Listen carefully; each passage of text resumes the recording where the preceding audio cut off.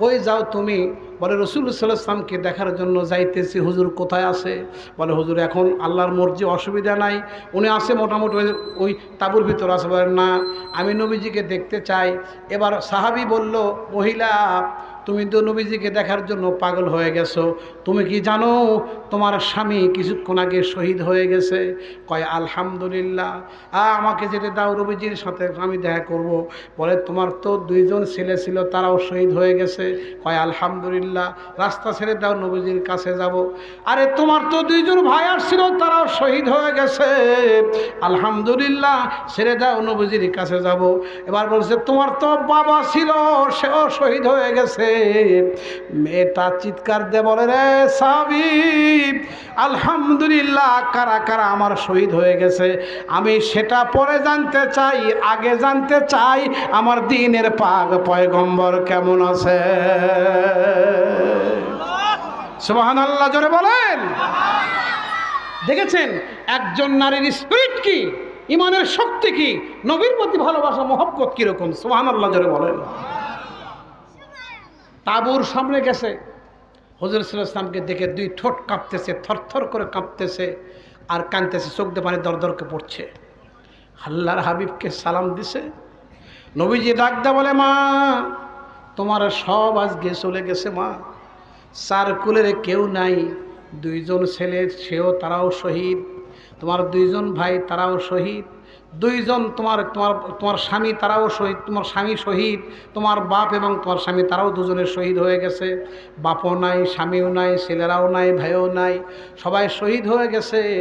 মেয়েটা কি জবাব দিলেন শোনেন। বুখারীর ইবারত লেখা হয়েছে, কুল্লু মুসিবাতিন বাদাকা সগীরাতিন ইয়া রাসূলুল্লাহ সাল্লাল্লাহু আলাইহি ওয়াসাল্লাম। নবীজি গো, সবাই শহীদ হয়ে গেছে, তাতে আমার দুঃখ নাই, আমি দুঃখ পাই নাই।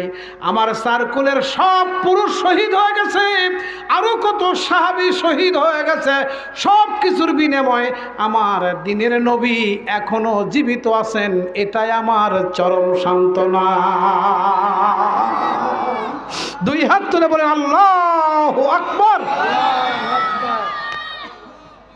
এজন্যই বলা হয়েছে একাকী বিজয় হয়নি কভু, পুরুষের তরবারি শক্তি দিয়েছে, প্রেরণা দিয়েছে শক্তিময়ী নারী। নারী পুরুষ সমন্বয়ে ইসলামের ফাউন্ডার গঠিত, তাদেরকে বাদ দিয়ে ইসলাম কায়েম হয় নাই। জোরে কোন ঠিক কি না?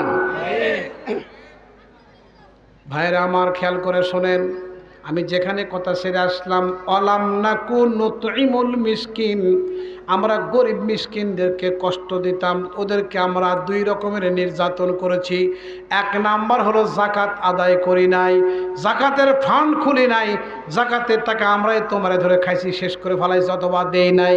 আর 2 নাম্বারে গরিবদের যে সমস্ত সাহায্য করার কথা ছিল, আমরা সাহায্যের পরিবর্তে তাদের উপরে জুলুম করেছি।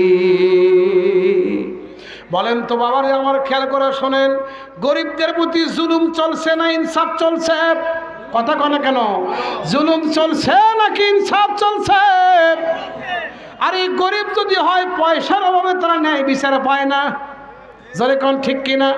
আল্লাহর হাবিব বলেন, ক্বালা রাসূলুল্লাহ সাল্লাল্লাহু আলাইহি ওয়াসাল্লাম, ইন্না মিন জিনালিল্লাহি তাআলা ইকরামাযিক শাইখাতিল মুসলিমিন ওয়া হামিলিল কুরআনি বাইদাও গালি ওয়ালা জাফিয়ামগু ওয়া ইকরামাস সুলতানিল মুকিসসিত রাওয়াহুল বুখারী।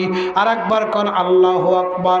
হুজুর বলেন, 3 ব্যক্তিকে যারা ইজ্জত করলো, স্বয়ং আল্লাহকে তারা সম্মান করলো। 1 নাম্বার শাইখাতুল মুসলিমিন, তোমাদের মধ্যে মুসলমান ইমানদার বুড়া বুড়ি, বয়োজ্যেষ্ঠ বয়োজ্যেষ্ঠা। দেখেন ইসলাম কত সুন্দর। এই নুরানি মোড় আমাদের বগুড়ার সন্তান, আমরা বাবা ব্রিটিশের দাগের থেকে আমাদের হিসাব হলো আমরা বগুড়ার সোল, পুঁটি মাছ মারতে যায় মারে আনি বল।